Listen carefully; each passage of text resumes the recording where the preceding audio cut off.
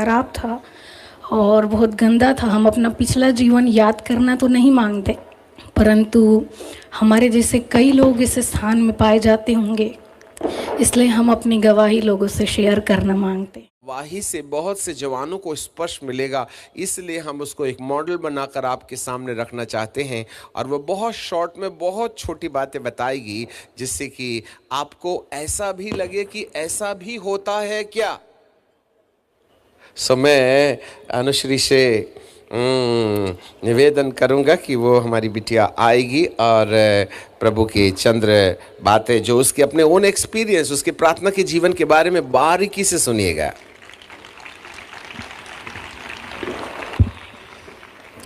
आप सबों को जय मसीह की।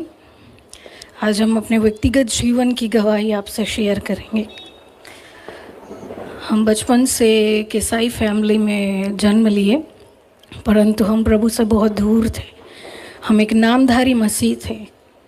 10 वर्ष की उम्र में अपने पिता को खोने के बाद हम खुदा को खोजने लगे।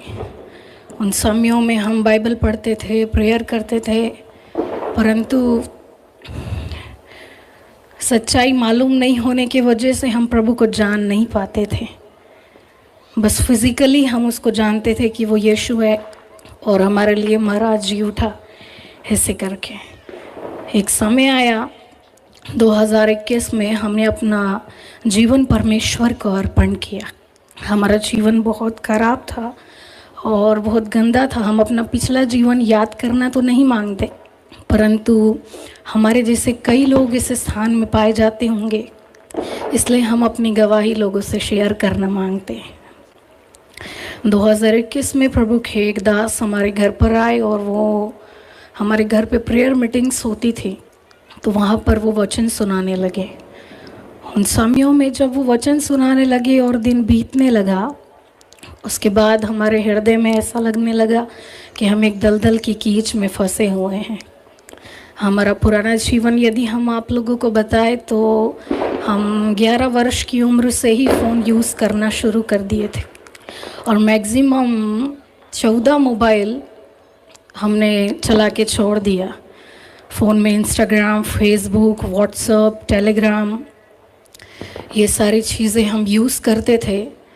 और इस स्थान में बैठे हुए बहुत से लोग इंस्टाग्राम यूज़ करते होंगे। वहाँ पर एक रील्स होता है जो एक्टर्स लोग बनाते हैं, उस रील्स को हम बनाया करते थे और हमारे फ्रेंड्स बोलते थे कि तुम इसको अपलोड कर दो ताकि तुम फेमस हो जाओ। परंतु हमको मम्मी का भय था, क्योंकि फ़ोन जब एक व्यक्ति यूज़ करने लगता है तो उसका सबसे बड़ा दुश्मन उसके माता और पिता हो जाते हैं। हमारी सबसे बड़ी दुश्मन हमारी मम्मा हो गई थी। हम उनसे बहुत नफ़रत करते थे, कई कई दिनों करते थे और ऐसे करके हमारा जीवन बहुत पापी था। हम सुबह 7 बजे से लेकर के जितना नाइट होता है रात के 2 बजे या 12 बजे तक एनी टाइम हमारे हाथ में फ़ोन हुआ करता था। यदि फ़ोन में 0% बैटरी भी है तो हम उसको भी नहीं छोड़ते थे, वो भी हमको चाहिए होता। फ़ोन में एक गेम होता है फ्री फायर, जो भाई लोग बहुत खेलते हैं, उस गेम को हम खेला करते थे। वो गेम हमारे लिए एक नशा बन गया था। हम जैसे ही सो के उठते थे तो प्रेयर नहीं करते थे, नाइट पे प्रेयर करके ज़रूर सोते थे और तकिए के नीचे अक्सर लोग बाइबल रख के सोते हैं ताकि भूत ना सताए। उसमें से एक हम थे। तो जैसे ही मॉर्निंग में उठे तो हम जिंदा उठ गए हैं, इस कारण से हम प्रेयर नहीं करते थे और सीधे उस गेम को खेलना शुरू कर देते। यदि आप फ्री फायर को यूट्यूब में सर्च करेंगे और उसमें जब एक व्यक्ति विनर होता है तो उसमें 999 करके आता है। यदि हम उस 999 को उल्टा कर दे तो वो 666 बन जाता है, तब जाकर के हम उस गेम में विनर होते हैं। और उस गेम को हम खेला करते थे। हम बहुत अनजान थे प्रभु से, ये सारी बातें हमको नहीं मालूम थी कि ये सारी चीज़ें डेविल की है और हम नरक की ओर जाते जा रहे हैं। परंतु प्रभु के दास आए और जब उनसे हम वचन सुनने लगे, उसके बाद हमको ऐसा महसूस होने लगा कि हम गलत राहों में चल रहे हैं। और उसके बाद फिर हमारे कज़न के घर में एक प्रेयर मीटिंग थी, वहाँ पर हम गए। हमारा पूरा फैमिली था, हमारी 2 सिस्टर्स को वहाँ पर वर्शिप में होली स्पिरिट मिला। हमको ये भी नहीं मालूम था कि होली स्पिरिट कैसे मिलता है और लोग कैसे पवित्र आत्मा पाते हैं। जिन समयों में हमको वर्शिप ख़त्म होने के बाद मालूम चला कि उनको होली स्पिरिट मिला है, तो हम दुखी हो गए और रोने लगे। उन समयों में वही पास्टर प्रचार करने लगे और हम मैक्सिमम 1.5 आवर्स कंटिन्यू रोते रहे कि प्रभु उनको मिला, हमको क्यों नहीं मिला। और हम कंटिन्यूस रोने के वजह से लास्ट टाइम में जब मैसेज ख़त्म हो गया और लास्ट में एक वर्शिप सॉन्ग हुआ और उन समयों में भी हम रो ही रहे थे, तब खुदा ने अपना पवित्र आत्मा हमको दे दिया। और ऐसे करके हमने सुना था कि लोग पवित्र आत्मा तो पाते हैं परंतु उसके अनुसार अपना जीवन नहीं चलाते और उसको एक अलमारी में बंद करके रख देते हैं और पवित्र आत्मा एक कोने में बैठ कर रोते रहता है। सो ऐसे करके इन बातों को सोच कर हम सोचने लगे कि हमारे फ्रेंड्स बहुत से हैं और उसके बाद हमारी मम्मा भी है। हम उनके सामने बहुत सी चीज़ें मांगे परंतु उन्होंने हमको नहीं दिया और हम अपने खुदा के सामने बस 1 से 1.5 घंटा रोए और वो हमको अपना आत्मा दे दिया। इस बात के महत्व को दे कर के हम अपना फ़ोन, जिस फ़ोन के बगैर हम 10 मिनट भी नहीं रह सकते थे, उस फ़ोन को छोड़ने के लिए हमको 2 दिन भी नहीं लगे। जो दोस्त हमारी दुनिया थे उन दोस्तों को छोड़ने के लिए हमको 1 हफ्ते भी नहीं लगे। और आज हम अपने दोस्तों से बहुत दूर हैं। जब से हम अपने सारे दोस्तों को छोड़ कर के आए, आज तक हम उनसे कभी नहीं मिले और आज तक पवित्र आत्मा को छोड़ करके हमारा कोई दोस्त नहीं है। ऐसे करके इस समय वो कहेगी कि कैसे उसका 24 आवर गुजरता है। जब खुदा ने हमारे व्यक्तिगत जीवन को बदला तो धीरे धीरे हमारा प्रेयर लाइफ बढ़ता गया। 2021 में प्रभु ने हमको पहला एक्सपीरियंस दिया। जब हम प्रेयर में बैठे हुए थे, हमको किसी ने नहीं सिखाया कि प्रेयर में बैठना चाहिए।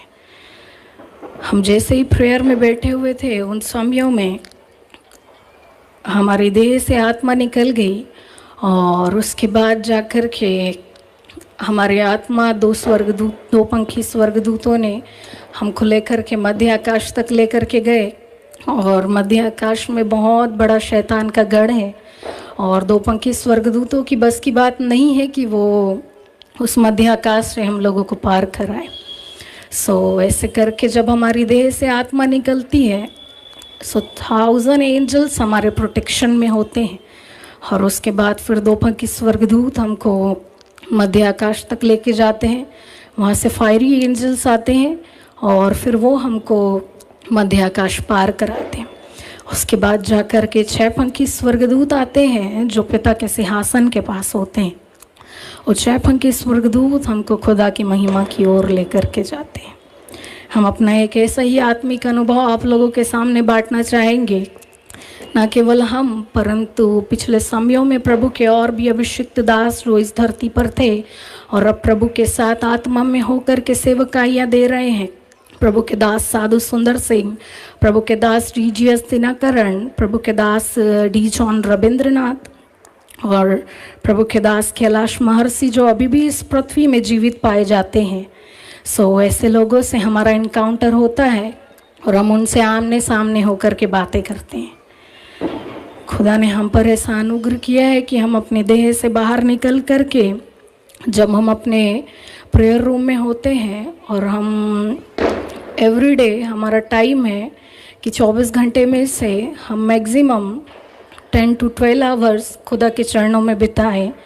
सो ऐसे करके मॉर्निंग में 10 बजे से लेकर के शाम के 4-5 बजे तक हम घुटनों में बैठ करके प्रभु के साथ अपना समय बिताते हैं। हम कुछ नहीं मांगते प्रभु से क्योंकि हमको अभी तक प्रेयर करना नहीं आता है। हम बस इतना ही बोलते हैं कि प्रभु हमको आपकी आवाज़ सुनना है।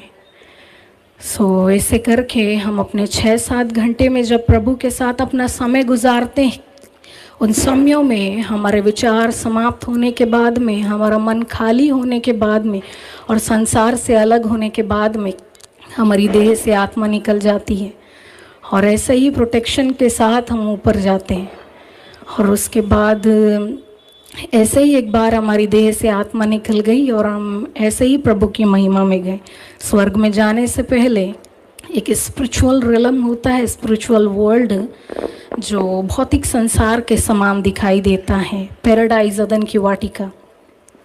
सो ऐसे ही हम वहाँ पर पहुँचाए गए और वहाँ पर हम बैठ के रोने लगे, क्योंकि खुदा 2022 का ये विज़न था। 2022 में खुदा ने जिन विज़न्स को हमको दिया था 2023 में हमको पूरे होते हुए दिखाई देने लगे। उन समयों में हम बैठकर रोने लगे कि प्रभु आप कैसे अपनी सृष्टि को बर्बाद कर सकते हैं, आप कैसे उसको नुकसान पहुंचा सकते हैं।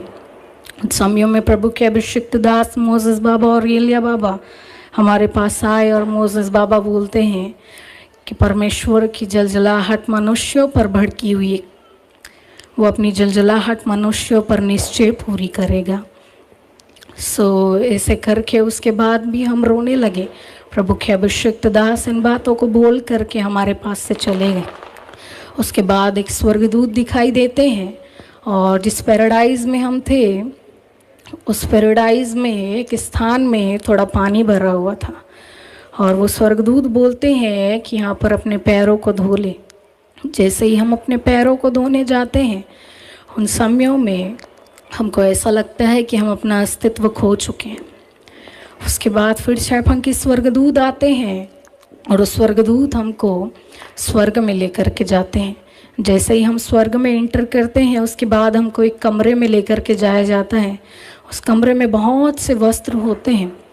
हम ऑलरेडी एक वस्त्र धारण किए होते हैं, परंतु एक स्वर्गदूत आते हैं ट्रे में एक श्वेत वस्त्र लेकर के। जिस वस्त्र को हम धारण किए होते हैं वो उस ट्रे में रखे हुए वस्त्र से वो वाला वस्त्र हाई क्वालिटी का होता है। जब हम उसको देखते हैं तो हम विचार करने लगते हैं शायद हमको खुदा के सिंहासन के सामने जाना है। उन समयों में जैसे ही हम उस वस्त्र को धारण करते हैं उसके बाद जा कर के कुछ स्वर्गदूत हमको सीढ़ियों से लेकर के खुदा की महिमा में लेकर के जाते हैं और प्रभु के सिंहासन के पास जाने के समय में हम मैक्सिमम उनके सिंहासन से 1 किलोमीटर दूर रहते हैं और प्रभु सिंहासन में बैठे हुए होते हैं और उनके चेहरे से एक बिजली के समान निकलने वाली रोशनी दिखाई देती है। हम उनके चेहरे को तो नहीं देख पाते, परंतु उस चेहरे को निहारने के लिए बार बार वहीं देखने की वजह से कुछ समय बाद में वो लाइट डीम होने लगती है और जैसे ही वो डीम होने लगती है उन समयों में हम प्रभु का चेहरा देखते हैं और खुदा का चेहरा देखते समय में हमको दिखाई देता है कि उसकी आंखों से आंसू बह रहे हैं। कुछ समयों बाद हम फिर देखते हैं, फिर से वही तेज उनके चेहरे में आ जाता है और उसके बाद हम बहुत कोशिश करते हैं कि उस तेज में हमको वो चेहरा दिखे, परंतु वो नहीं दिखाई देता। हम आइट साइड स्वर्गदूतों को देखते हैं परंतु वो बातें उनको भी नहीं दिखाई देती है। सो ऐसे करके खुदा अपनी महिमा में लेकर के जा कर के हमको स्वर्ग से वापस लेकर के आते हैं। Praise the Lord. Thank you. God bless you.